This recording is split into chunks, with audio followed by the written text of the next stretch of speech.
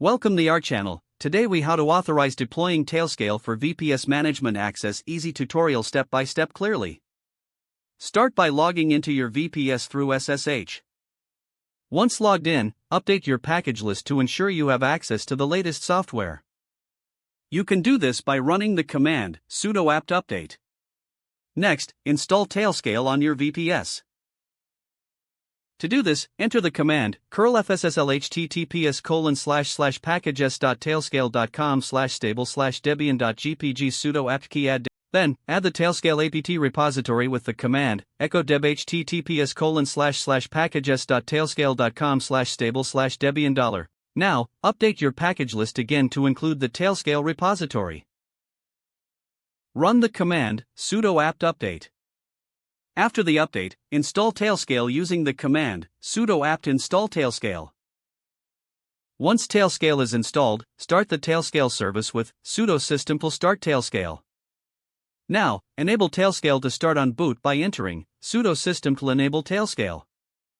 Next, authenticate your VPS with Tailscale. Run the command sudo tailscale up. This will open a link in your default web browser.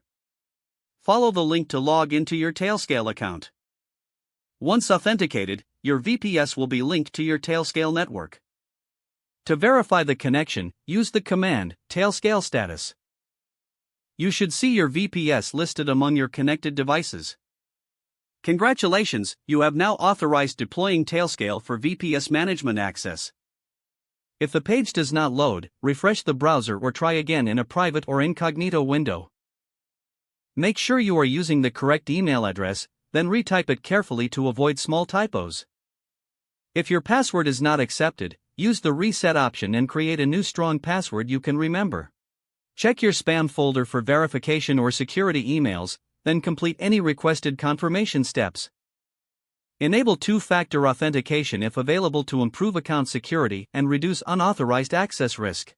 After signing in, review your profile details so your contact information and settings are accurate and current. If you see an error message, note it down and try again after restarting your device and internet connection. Log out when you finish, especially on shared devices, to keep your account and payment information secure. If the page does not load, refresh the browser or try again in a private or incognito window.